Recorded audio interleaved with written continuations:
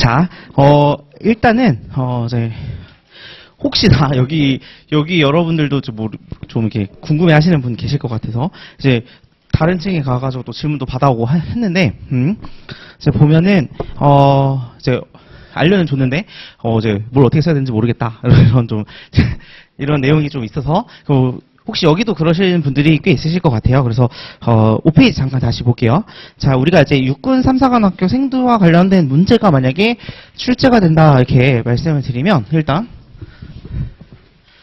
아까 말씀드렸던 것처럼 이제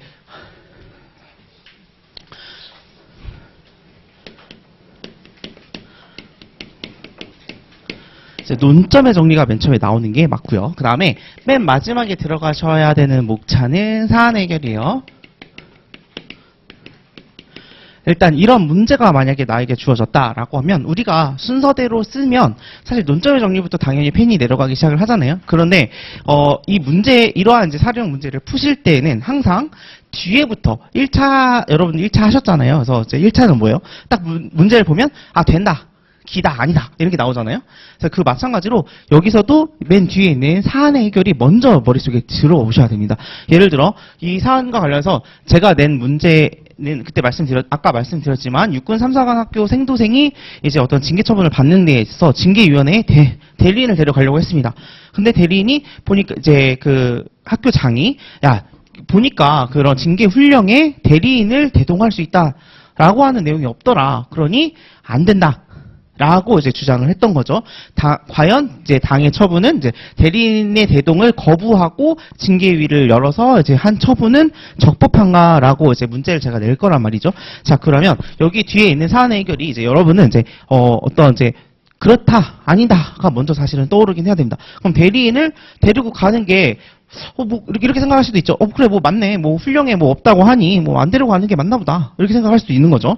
자, 그래서 그런 이제 일단 된다 안 된다와 관련된 어떤 결론이 먼저 세팅이 되어 있는 상태가 됩니다. 근데 제가 이제 판례를 말씀을 드렸으니까 이해가 되실 거고요. 자, 데리고 가야 된다라는 게 원칙이다라는 거죠. 그럼 왜 데리고 가야겠냐?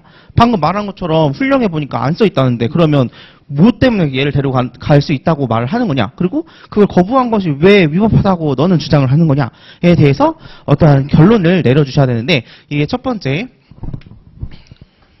이 사안은 행정 절차법이 적용되는 사안이야. 이렇게 먼저 얘기를 해주고요. 자, 두 번째 그래 행정 절차법이 적용이 되는데 행정 절차법에서 보면 우리가 대리인 선임이 가능하다고 되어 있지 않냐. 그러니 대리인 선임과 관련해서 대리인을 대동하겠다고 했는데 이걸 거부하고 너가 징계 열었다? 이거 위법한 거다. 그래서 이유 없이 대리인 선임 뭐 아니면 대동 이런 것을 거절하고 그 다음에 징계위를 연 것은 위법하다 이렇게 가주시면 된다는 거죠. 그리고 여기다 조금 더 쓴다라고 이야기를 한다면 우리가 어제 뭔가 위법하다라고 하면 여러분들 1차 때 보신 거 다 알고 있어요. 그래서 보면 1차 때 있는 거 보면 우리가 절차상하자 만으로 그 어떤 실체적 하자가 없다. 즉 실체적 하자가 없다는 말은 얘가 잘못한 거 맞아. 그런데 그러한 절차에 어떠한 흠결이 있다는 이유만으로 당해 처분이 위법해지는가라는 게 절차상 하자의 이제 독자적 위법성론이죠. 그래서 이거에 따라서 위법하다라고 표시를 하시면 되고요. 위법하면 여러분들이 알고 계시는 것처럼 무효이거나 취소이거나 둘 중에 하나잖아요. 무효와 취소를 나누는 구별 기준에 대해서 있는 게 이제 중대 명백설이라는 게 있죠. 그래서 이 중대 명백설에 따라서 취소 정도의 하자를 가지고 있다 이렇게 세팅을 해주시면 이 뒤에 있는 사안의 해결이 이제 해결이 됩니다. 자, 이 사안의 해결을 쓰고 난 다음에는 그 다음에 일반론이죠. 자, 일반론에 그럼 무엇이 들어가느냐라고 하면 자, 우리가 이 사안을 해결하기 위한 어떤 도구들을 여기다 적는 거다 이렇게 생각을 하시면 되는데 자, 첫 번째 행정절차법이 적용되는 사안이야라고 우리가 결론 내렸잖아요. 그럼 그 내용을 쓰려면 여기가 이제 행정 절차법의 적용 범위 이렇게 해서 3조 이렇게 넣어주시면 됩니다. 뭐 3조라고 하는 이제 조문 번호는 안 넣으셔도 돼요. 이제 제가 3조라고 말씀드린 거는 이제 여러분들이 그렇게 쭉 길게 말하기 힘드니까 그냥 3조라고 말씀드린 거예요. 그래서 행정절차법의 적용 범위 아까 말씀드린 것처럼 뭐 법원은 안 되고 헌재도 안 되고 뭣도 안 되고 그 다음에 뭐 외국인이라든지 뭐 공무원 인사와 관련된 경우에는 뭐 그러한 행정 절차에 준하는 것들이 규정되어 있는 경우라든지 막 이렇게 쭉 있잖아요. 그러한 일반론을 여기다 써주시고 그러니까 우리는 그러한 사항이 아니기 때문에 준하는 절차를 두고 있지 않기 때문에 행정절차법이 적용이 돼 라는 논거를 써주기 위해서 앞에서 써주시고요. 자, 두 번째 들어가야 되는 게 자 대리인 선임이 가능한가 이렇게 내가 가능하다 이렇게 내가 얘기를 할 거잖아요. 그러니까 여기에다 써줘야 되는 부분은 이제 대리인 우리 걸로는 이제 논점 007번에 들어가 있는 논점을 여기다 쭉 써주신 다음에 요거를 쓰시면 된다라고 말씀을 드리고요. 자, 만약에 여러분들이 쓴다 하면 요 안에도 이제 목차가 되게 많이 들어가 있잖아요. 필요한 목차가 있고 필요 없는 목차들이 있어요. 일단은 쭉 다 써보시고 그 다음에 결론을 내보시면 되는데 쓰다 보면 아마 양이 넘칠 겁니다. 그러면 이제 여러분들이 어느 부분들을 조금씩 빼거나 아니면 어느 부분들을 좀 축약해서 쓰거나 이런 것들은 이제 여러분들이 쓰시면서 느는 거니까 일단은 이제 사안의 해결을 뽑아낼 수 있어야 된다. 그리고 사안 해결이 어떤 결론이다라고 객관식처럼 그냥 이렇게 뽑은 다음에 거기에 맞춰서 그 논점을 앞에다 하나하나 세팅을 하시면 됩니다. 자, 그 다음 마지막으로 써주는 게 이제 이 논점의 정리인데 그러면 자, 당해 사건에서는 행정 절차법이 적용되는지 그리고 적용이 된다라고 하면 대리인 선임이 가능한지 그런데 대리인 선임을 거부한 당해 처분이 그래서 위법하게 되는지를 논해보겠다, 검토해보겠다라고 쓰는 겁니다. 사실 그래서 우리가 이 사례형 문제가 사실 진짜 가장 2차 시험이고 어렵고라고 하는 게 사실 1차는 우리가 여기서 OX만 기다 아니다 하고 모르면 찍고 넘어가잖아요. 근데 얘 사례형 문제 같은 경우에는 뒤에서부터 이렇게 올라가는 구조를 띠고 있습니다. 그래서 그러면 사람이 내가 뒤에서부터 어떻게 쓰냐 사람이 뭐 이렇게 인도 이렇게 우리는 이렇게 쓰는데 인도는 반대로 쓰잖아요. 그래서 그렇게 쓰는 사람도 아닌데 이거 어떻게 쓰냐라고 하니까 그래서 더 열심히 공부를 해가지고 이 목차가 이제 눈을 그 파본 검사할 때 쓱 보고 덮었을 때 이 목차가 사실은 머릿속에 떠올라야 이게 세팅이 들어가면서 처음부터 들어가는 겁니다. 만약에 나는 그 정도 실력이 아니다라고 한다면 여러분들이 40점짜리 시험이다, 40점짜리 문제다. 라고 한다면 이 논점 잡는데 한 2, 3분을 쓴다 생각을 하셔야 되고요. 그 2, 3분 동안 그 여백에다가 문제지 여백에다가 이 목차를 먼저 그려놓고 들어가셔야 돼요. 아시죠? 그래서 여기는 항상 사안의 해결, 사례와 관련된 문제는 항상 이렇게 뒤에서부터 이렇게 타고 올라가는 그런 이제 로직을 가지고 있다 이렇게 생각을 하시고, 그러니까 뒤에서부터 가려면 당연히 이 사안을 확실하게 다 분석이 된 상태에서 펜을 집으셔야 돼요. 그래서 그냥 어설프게 보고 이렇게 들어가기 시작을 하면 계속 고치고 다시 쓰고 고치고 지우고 찍찍 이렇게 되는 거예요. 그래서 이게 다 이제 세팅이 돼야 되고 우리가 연습을 하는 목적은 이 시간이 처음에는 솔직히 뭐 저도 뭐 딱 뽑으면 딱 나온다 이렇게는 못 하잖아요. 저도 이제 보면은 보통 한 옛날 같은 경우 뭐 10분, 20분 뭐 어떤 것들은 뭐 어려운 문제는 한 1시간 뭐 이렇게도 막 계속 분석을 했던 것 같아요. 근데 여러분들도 마찬가지예요. 그래서 이런 요거를 이제 뭐 시험을 여기서 연습을 한다라고 하지만 여러분들이 이제 집에서 공부를 하실 때는 사례집 보실 때 그 사례의 논점이 뭔지를 이제 곰곰이 생각을 하신 다음에 뭐 1시간 이후에 이제 뭐 펜을 잡는다든지 뭐 이렇게 하셔도 됩니다. 이거는 좀 오래 걸릴 거여서 요거는 이제 좀 계속 줄여가는 게 이제 여러분들의 목표고 이제 여러분의 최종적인 목표는 시험장에서 딱 봤을 때 2분 안에 목차 세팅이 되면 사실 이거는 성공한 거고요. 뭐 5분 이러면 조금 이제 중간 정도인 거고 만약 5분 넘어간다라고 하면 사실 시간을 이제 그러면 이제 답안지 쓸 시간이 없어집니다. 그래서 이거는 여러분들이 한 2분 안으로 줄이는 연습을 하시면 될 것 같아서 사실 뭐 모르겠지만 뭐 이렇게 여러분 친구 있으시면 저기 뭐 다른 학원에 있는 거 막 받아가지고 이렇게 보세요. 보시면 다 보실 수 있어요. 이게 뭐 제가 낸 문제는 좀 많이 이제 타 시험에서 갖고 오고 그 다음에 좀 제가 만들고 해서 이제 타 학원하고는 비교할 수 없는 문제들이 좀 많을 거긴 하거든요. 그러니까 이제 좀 겹치지 않게 좀 여기저기 거 받아가지고 이제 분석하는 연습을 꼭 하세요. 뭐 저는 뭐 제 수업이 최고다, 뭐 이것만 들어라, 뭐 이런 거 아니거든요. 그러니까 이제 여기저기 다 들으시고 좋은 거는 다 이제 습득을 하셔가지고 꼭 합격을 하신 다음에 네, 저 나중에 수임할 수 있게 꼭 합격을 하시길 기원합니다. 한번 다들 이제 쉬는 시간에 보셨으리라 생각을 하고요. 자, 8페이지에 2017도 38874 스티븐 유 사건을 이제 보도록 하겠습니다. 이 사건은 좀 길게 끌었어요. 보통 이제 저희가 알고는 이제 사건이 터지고 나서부터 지금까지 한 22년 정도가 지났다고 합니다. 그래서 그러고 이제 여러분들은 이제 그분이 들어오지 못하고 있으니까 그분이 졌나 보다 계속 생각을 하시고 계실 수 있는.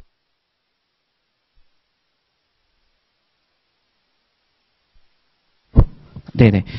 그분이 이제 다시 말하면 이제 그분이 이제 못 들어오고 있으니까 이제 계속 졌나 보다 이렇게 생각을 하실 텐데, 그분 사실 이겼어요. 계속 승소됐고요. 그리고 이 사건이 되게 두 번이나 승소하셨어요. 그리고 이번에 또 새롭게 그분이 과연 이제 될 것이냐, 뭐 약간 이게 거기에 이제 주목을 하고 있는데, 잠시만요, 죄송합니다.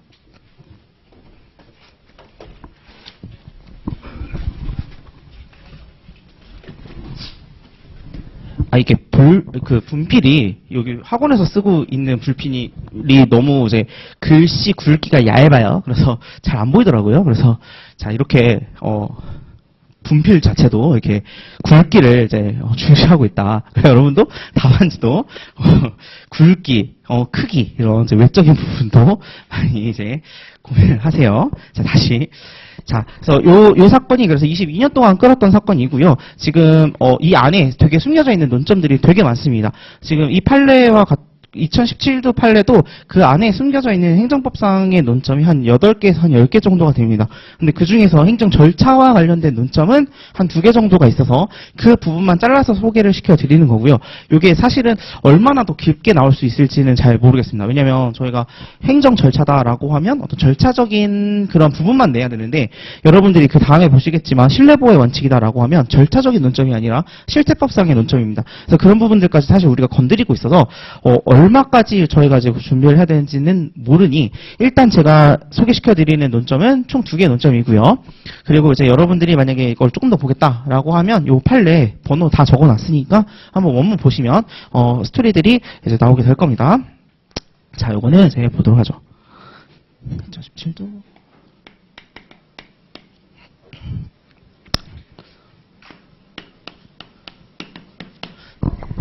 자, 이거는 이제 보신 분도 아시겠지만 그냥 갑이라고 표현을 할게요. 자, 갑이라고 하는 사람이 이제 한국에 들어오고자 합니다. 그래서 LA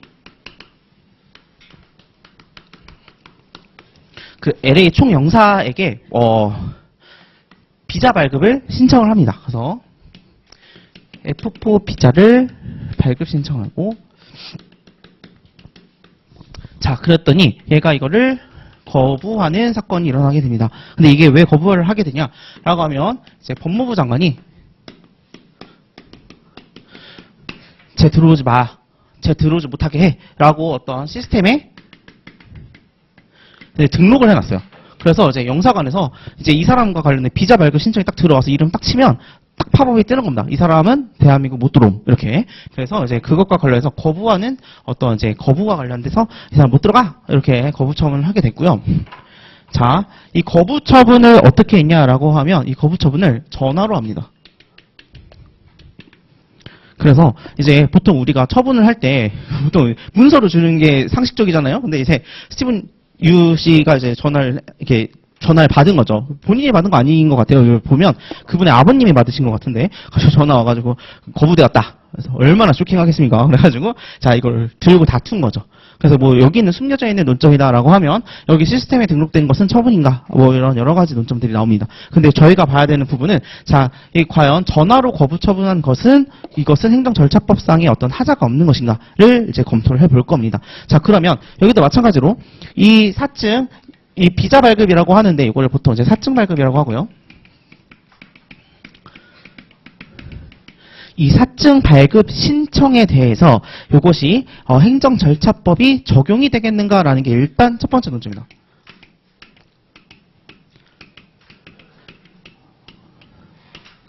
이게 첫 번째 논점인데, 자, 여기 문제 한번 보시면, 자, 보세요. 자, 볼드 친 걸 보시면, 외국인의 출입국에 관한 사항.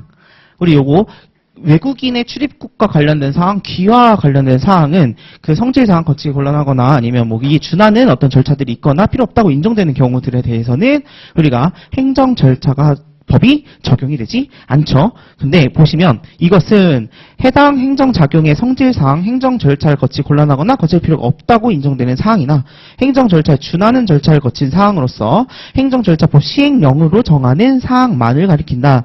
그래서 이 경우에는 행정절차를 거칠 필요가 당연히 부정되는 것은 아니다라고 해서 그 이유들을 조금 더 살펴보시면 결과적으로는 적용이 된다. 라고 하는 결론에 도달하게 되고요. 자, 그 다음 두 번째. 그러면 이게 전화로 한 것이 과연 위법한가라고 했을 때 우리 행정절차법 제24조를 보면 행정절차는 문서로 해라 이렇게 돼 있잖아요. 그죠? 그래서 이제 문서주의 위반이다 이렇게 되어 있습니다. 그래서 얘는 두 가지 논점, 행정절차법이 적용이 되고 행정절차법이 적용이 되기 때문에 행정절차법 제24조에 따른 문서주의를 위반한 것으로서 당에 전화로 거부한 것은 위법하다. 그리고 그 위법성의 정도는 중대명백설에 따라서 무효 정도의 하자다. 이렇게까지 연결을 해주시면 여기는 되는 문제입니다. 자, 그래서 여기까지 보시면 되고요. 그래서 이분이 그래서 옛날에 이제 그 병역 의무를 이행하지 않고자 이제 뭐 그런 목적인지 아닌지 모르겠지만 아무튼 병역 의무를 이행하지 않고 이제 미국에 대한 시민권을 취득을 했죠. 그래서 그 다음에 이제 법무부 장관이 야, 너 그렇게 한국에 좋다고 하더니만은 너가 이제 병역 의무를 위반을 해? 그러니까 넌 들어오지도 마. 그래서 그때부터 쭉 이어져 온 거예요. 그래서 이제 처음에는 이분이 이겼어요. 그래서 그때 이겼을 때도 절차상의 하자로 이깁니다. 근데 그 절차상의 하자가 있어서 이제 당의 처분이 취소가 됐는데 여러분들 이제 기속력과 관련된 부분을 기억나시죠? 그래서 당의 그 행정 절차와 관련돼서 취소가 된 처분에 대해서 재처분 의무가 생기게 됩니다. 우리가 신청이기 때문에. 그래서 재처분 의무를 이행하는 과정에서 그런 이제 절차상의 하자를 보완을 한 상태에서 재처분을 하는 것은 기속력에 위반되는 것이 아니죠. 그래서 재차 거부를 했고, 그래서 두 번째 거부 사건에 대해서 지금 다시 문서로 하지 않았다라는 점을 들어서 다시 이번에 취소라고 하는 이제 무효이고 이제 그러한 이제 여러 가지 처분들과 관련해서 이제 갑씨의 어떤 이제 주장을 들어주게 되었다. 이렇게 된 거예요. 그리고 이제 그러고 나서 지금 한 4개월, 5개월이 지났고 이제 다시 F4 비자를 이제 비자 신청을 했을 때 과연 받아들여질 수 있을지가 지금 좀 주목되고 있는 상태입니다. 그래서 이 부분은 좀 저희가 나올 수도 있는 이제 많이 주목되고 있는 상태다 보니까 좀 한번 알아두시면 좋을 것 같고 우리가 이제 문서주의 위반이다라고 하는 거는 시험 문제에서 한번 나온 적이 있어서 요거랑 같이 적용을 하면 사실 이제 뭐 수험 출제자 입장에서도 뭐 둘 다 새로운 걸 내는 게 아니라 하나는 새로운 거, 하나는 좀 덜 새로운 거 이렇게 내는 거니까 뭐 그 출제자 입장에서도 뭐 낼 때 부담감이 없을 것 같다는 생각이 듭니다. 그래서 이것도 다음 시간에 제가 이제 문제로 내놨어요. 그러니까 이거는 그때 한번 보시면 이렇게 푸는구나 이렇게 생각을 하시면서 보시면 될 것 같습니다. 자, 여기까지 보면 적용 범위고요. 자, 제가 또 말을 빨리 안 하려고 하는데 마음이 급해가지고 이걸 다 보셔야 돼요. 다 보기 전까지 집에 못 가세요. 자, 10페이지 볼게요. 자, 10페이지는 우리 이제 신뢰보호의 원칙입니다. 자, 10페이지 펴놓으시고 자, 그 다음에 우리 이제 교과서는 이제 22페이지 잠깐 펴보시면 신뢰보호의 원칙이 나오겠죠. 자, 신뢰보호의 원칙은 이제 기본 이념, 행정절차법을 이루고 있는 기본 이념 중에 하나입니다. 우리가 기본 이념이다라고 하면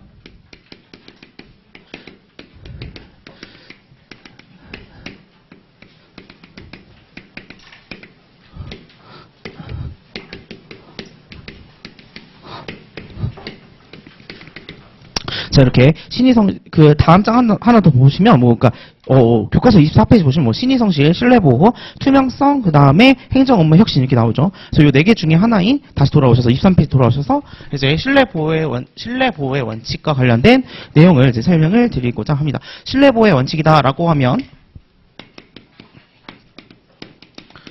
이제 논점의 정리 여기도 적어 주시고요. 자, 두 번째. 마지막으로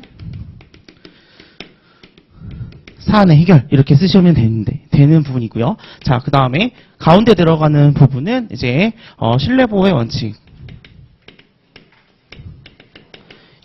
뭐 이 안에 의의, 뭐 취지 이런 거 들어가 있는데 요건 같은 걸 검토를 제대로 하셔야 되고요. 세 번째 한계를 검토를 하셔야 됩니다. 그래서 이 요건이라고 하면 우리가 이제 행정청이 이렇게 있고요. 그 다음에 당사자가 있을 때 행정청이 어떠한 언동을 합니다. 그걸 뭐라고 부르냐면 이제 선행 조치다 이렇게 부릅니다. 그래서 타 학원에서나 이제 판례에서는 이거를 뭐라고 부르냐면 공적 견해 표명 이라고 부릅니다. 근데 이게 이제 그 공적 견해 표명은 선행 조치보다 조금 더 좁은 개념이에요. 그래서 판례상 인정하고 있는 개념은 공적 견해 표명이다라고 하고 이제 학자들은 선행 조치다 이렇게 부르고는 있습니다. 그래서 저희는 선행 조치로 암기를 하시면 될 것 같아요. 선행 조치로 암기를 하는 이유는 이렇게 해주셔야 나중에 그 요건을 검토하거나 사안을 해결을 할 때 한 줄 더 쓸 수 있어요. 왜냐하면 판례는 선행 조치를 공적 견해 표명으로 보고 있다. 라고 한 줄 쓸 수 있으니까. 이거 근데 공적 견해 표명이다라고 써버리면 쓸 말이 없어요. 그래서 그렇게 써주시면 한 줄 더 나오고요. 그래서 그 당사자 같은 경우에는 보호 가치 있는 신뢰가 필요합니다. 다시 말하면 어떤 행정청이 야 내가 이거 해줄게 이렇게 하니까 그 국민이 그걸 믿습니다. 그리고 그 믿음에 따라서 어떠한 조치를 하게 되죠. 이걸 이제 조치라고 합니다. 사인이 어떠한 조치를 하게 돼요. 다시 말하면 내가 이거 내가 여기 건축 너 허가할 수 있게 해줄게 라고 하면 이 사람이 그걸 믿겠죠. 그렇게 믿고 그 건축 설계사한테 막 돈 1,000만 원 주면서 막 이제 건축 설계도 따고 뭐 땅 사는데 뭐 하고 막 이런 돈을 들겠죠. 이런 것들이 어떠한 조치라는 거예요. 다시 그래서 행정청이 어떠한 선행 조치를 하게 되고 당사자가 이를 믿습니다. 어떠한 행위를 합니다. 그리고 이 둘 사이에는 인과관계가 있어야 됩니다. 다시 말하면 믿었고 그 어떠한 선행 조치가 있었고 그 선행 조치 때문에 내가 이걸 한 겁니다. 자, 그리고 그 조치를 했는데 갑자기 행정청이 이에 반하는 행위를 합니다. 자, 그러면 이 반하는 행위가 야, 너 이제 와서 거짓말하냐? 막 이렇게 되는 거죠. 그래서 이러한 이 반하는 처분에 대해서 우리가 과연 이제 행정법상에 어떤 취소할 수 있겠는가? 아니면 이게 과연 행정법의 기본 이념을 위반한 것이냐? 이런 것들이 여기에서의 논점입니다. 그래서 두 문자를 따면 우리 그때 신, 선, 그 다음에 보, 그 다음에 조, 인, 반 이렇게 외웠었어요. 그래서 이제 신선, 보조, 인, 반이다. 그래서 이 5가지는 다 이제 찾아주셔야 사안을 푸실 수가 있습니다. 그리고 아까 말씀드린 것처럼 선행 조치는 우리가 공적 견해 표명이다라고 부른다라고 했죠. 자, 그리고 보호 가치 있는 신뢰다. 요거는 판례가 뭘 보고 있냐? 귀책 사유 없는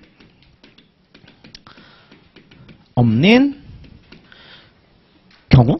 이렇게 보고 있습니다. 그러니까 귀책 사유가 없어야 한다. 이렇게 보고 있습니다. 그래서 귀책 사유 없는 신뢰 이렇게 보는 것도 볼 수도 있는데, 그러니까 이제 보호 가치 있는 신뢰란 그 국민으로 하여금 그것을 이제 믿는 것에 대한 어떠한 귀책 사유가 없어야 된다 이런 것들입니다. 그래서 우리가 보통 이 사안 문제를 풀 때는 그래서 요건 검토를 먼저 해주셔야 되고요. 그 다음에 한계다라고 하면 이거는 그 신뢰 얘가 진짜 믿을만 했고. 그 다음에 믿고 무언가를 해서 손해가 있었고 잘못된 건 맞다. 이 행정청이 반하는 행정행위는 잘못된 게 맞아. 그렇지만 그것을 인정해 줄 수가 없는 상황들이 발생할 수 있어요. 그게 바로 공익과 사익 등을 이제 형량합니다. 해서 이것들을 인정해 줘야 됩니다. 그래서 우리가 이 신뢰보호의 원칙과 문제가 나왔을 때에는 지금 그 보신 것처럼 유형이 총 4가지 유형으로 나눠질 수가 있는데, 자, 일단 요건에 해당을 하고 그 다음에 한계에 걸리지 않아야 그래야 당해 처분은 위법한 처분이 됩니다. 다시 말하면 자, 행정청이 야, 내가 여기 건물 건축해도 돼 이렇게 해서 어떠한 선행 조치를 했어요. 이 사람이 믿었어요. 그리고 이 사람들이 공사를 막 시작하려고 막 설계도랑 이런 거 다 따면서 돈 다 댔어요. 그래서 건축행위에 대해서 건축허가를 신청을 했는데 거부를 합니다. 그럼 방금 말한 것과 모순되는 행위를 한 거잖아요, 내가. 그러니까 거부는 당연히 위법해야지 정상인 거예요. 자, 그래서 이럴 때는 요건이 검토가 됐고, 그 다음에 그러한 신뢰보호의 원칙을 적용하지 않아야 될 만한 어떠한 그런 사안들이 지금 없는 상태죠. 그런 경우에는 당해 처분은 위법해집니다. 그래서 이렇게 요건에 해당을 하게 되고 한계에 걸리지 않는다라고 하면 당해 처분은 위법해. 그래서 위법 이렇게 들어갑니다. 자, 그런데 두 번째, 요건에 해당하지 않거나 혹은 요건에 해당한다 하더라도 한계에 걸린다. 이런 경우에는 당해 처분은 적법합니다. 즉 거부해도 된다 이거예요. 무슨 말이냐? 자, 야, 내 건축 허가 해줄게. 그래서 여기 막 했어요. 그랬는데 이게 사정이 바뀝니다. 그러면서 이 건축을 허가를 해줄 수 없는 어떠한 사정들이 발생해. 막 건축 허가 해주려고 했는데 막 여기서 뭐 시민단체 막 일어나고 막 뭐 도룡뇽이 죽네, 뭐 여기 도마뱀이 죽네 막 이러면서 막 이래요. 그러면 해줄 수 없는 상황이 발생하게 된다면 이러한 어떤 이제 한계에 걸리게 되면 이제 그 당의 거부는 적법해질 수 있습니다. 반대로 자 요건에 해당하지 않는다라는 건데 요건에 해당하지 않는 케이스는 두 가지가 있을 수 있어요. 하나는 우리가 공적 견해 표명으로 인정이 되지 않는 경우들. 그래서 얘가 뭔가를 했는데 공적 견해 표명이라고 하죠. 그래서 예를 들면 이런 거죠. 이제 이분과 제가 이제 그냥 어디 되게 사석에서 만납니다. 술집에서 만나가지고 술 따라 먹으면서 내가 이거 해줄게 이렇게 합니다. 그럼 이게 뭐예요? 이런 공적 견해 표명이라고 보기는 어렵죠. 이런 상황들에 대해서는 이제 그 신뢰를 믿고 술자리에서 했으니까 그래 우리 그 주무관님이 우리 뭐 내가 아는 사람이고 막 이러면서 막 술자리에서 할 수 있겠다 이렇게 하고 믿은 신뢰에 대해서는 보호할 수가 없다라는 거고요. 혹은 해줄 수 없는 걸 뻔히 알면서 이 사람이 초임입니다. 그래서 행정청에 딱 처음 와서 되는지 안 되는지 잘 몰라요. 근데 저분이 되게 막 구슬려가지고 얘기를 합니다. 될 것처럼. 근데 본인은 정작 안 되는 거 알고 있어요. 그런 상태에서 제가 뭐 해드릴게요. 이렇게 했다고 한다고 하면 이 신뢰는 보호될 수 없는 신뢰라는 겁니다. 그래서 안 될 걸 뻔히 알고 라는 의미가 이제 규칙 사유가 있는 경우에 해당하게 된다는 거죠. 그래서 이제 요건에 걸리지 않는다, 요건에 해당하지 않는다는 경우는 이 방금 말한 이제 공적 견해 표명에서 나가리 되는 경우가 있을 수 있고요. 그 다음에 보호가치 있는 신뢰에서 나가리 되는 경우가 있을 수 있습니다. 그래서 케이스는 요거 하나, 요거 요건에서 안 되는 거 하나, 둘, 그 다음에 한계에 걸리는 거 세 개. 이렇게 세 개의 경우를 나눠서 이제 당해 처분이 위법하냐, 적법하냐를 검토를 해주시면 되겠습니다. 그래서 그 프린트 10페이지를 보시면 제가 정리해놨어요. 사안의 해결 보시면 요건 중에서 선행조치에 해당하지 않는 경우 그럼 바로 옆에 있는 것처럼 이제 신뢰보호 원칙에 반하지 않기 때문에 적법해진다라는 거고요. 보호가치 있는 신뢰에 해당하지 않는다라고 하면 신뢰보호 원칙에 반하지 않는 것으로서 이제 적법해진다라는 거고요. 요건에 다 해당한다 하더라도 한계에 걸려서 신뢰보호 원칙이 적용되지 않는다라고 하면 얘도 적법한 처분이 됩니다. 자, 그 다음에 다 통과를 했다. 라고 하면 마지막에 있는 것처럼 요건에 해당하고 한계에 걸리지 않는다라고 한다면 당해 거부 처분, 당해 반하는 처분에 대해서는 위법한 처분이다 이렇게 되는 거죠. 자, 그리고 여러분들이 만약에 위에 있는 요건 1번죠. 선행조치에 해당하지 않는 경우가 문제가 되는 사안에서는 자, 교과서 한번 볼게요. 교과서 23페이지에 자, 성립 요건 바로 밑에 보시면 행정청의 선행조치 있죠. 그게 문제가 되면 요 문단을 써주시면 됩니다. 이해되죠? 자, 위에 있는 성립 요건은 일반적인 요건이에요. 근데 특히나 선행조치 사안이 이 해당 사안이 선행조치, 공적 견해 표명으로 인정될 수 있는지 없는지가 문제가 되는 사안이다 라고 할 때는 요 일반론에다가 요 목차를 조금 더 넣어달라 이런 말씀이시고요. 그 밑에는 보호가치 있는 신뢰일 것에 대한 요건은 이제 니 문제가 될 때는 요거를 써주시면 되는 겁니다. 이해되시죠? 자, 그래서 그러면 뭐가 뭐고 뭐가 뭐냐 이런 얘기를 이제 하시겠죠. 자, 그래서 그것들을 다 정리해 놓은 게 11페이지에 나오는 판례들입니다. 자, 보세요. 자, 처음부터 볼게요. 95루 137468 판례입니다. 얘는 자, 보건사회부 장관의 비과세 발표다라고 되어 있는데 얘는 뭐냐면 보건복지부 장관입니다. 그래서 보건복지부 장관이 여기 지금 깡시골이다. 근데 여기 누가 의사가 오겠냐? 근데 지금 할머니 할아버지들이 지금 의료 서비스를 못 받아가지고 지금 이제 돌아가시게 생겼다. 그러니 여기에다가 어떻게든 병원을 유치를 해야 된다라는 상황이 발생을 하게 된 거죠. 그래서 이 사람이 딱 나와가지고 뭐라고 하냐? 자, 여기 취약계층이 취약지역이다. 근데 여기에다가 병원 들어오시잖아요. 그러면 여기서는 세금 안 물립니다. 비과세입니다. 이렇게 얘기를 한 거예요. 자, 이렇게 공적으로 표현을 한 것이 과연 공적 견해 표명에 해당할 수 있겠는가? 가 문제가 되었던 사안이죠. 그 왜 문제가 될까요, 여러분들? 지금 생각해보면 장관이 말했으면 그게 공적 견해 표명이지 이렇게 생각을 하시겠죠. 자, 근데 생각을 해보시면 그 과세는 누가 합니까? 과세는 그 보건복지부 장관이 하시는 게 아니에요. 기재부 장관이 하시는 거예요. 근데 보건복지부 장관이 나와가지고 이거 비과세다 이렇게 하는 게 과연 공적 견해 표명이 될 수 있겠느냐 이런 게 문제가 되었던 사안이죠. 즉 돈 걷는 사람도 아니면서 네가 그렇게 말하는 거가 뭐냐 이렇게 된 거죠. 근데 이러한 공적 견해 표명에 대해서 이제 몇몇 병원장 분들이 오셔가지고 여기다 이제 병원을 짓기 시작을 했는데 갑자기 과세 때려버리니까 뭐냐 보건복지부 장관이 과세 안 하기로 하지 않았냐 이렇게 된 거죠. 그래서 과연 그것이 공적 견해 표명으로 볼 수 있겠느냐라고 하는데 이 경우에는 그럴 수 있다 이렇게 본 게 이제 판례 태도입니다. 본 이유는 이게 물론 과세 관청이 하는 거고 그 권한 분장상의 그 기재부에서 하는 게 맞지만 그렇지만 이제 국민들로 하여금 뭐 그래도 뭐 보건복지부 장관이 뭐 그런 힘이 있나 보다라고 믿을 수 있을 만한 언동 그리고 그런 신뢰할 수 있는 어떤 지위에 있는 사람이기 때문에 우리가 이거는 이제 공적 견해 표명으로 볼 수가 있었다. 이렇게 정리가 되었던 판례입니다. 그래서 얘는 공적 견해 표명으로 볼 수 있다. 하나 외워두시고요.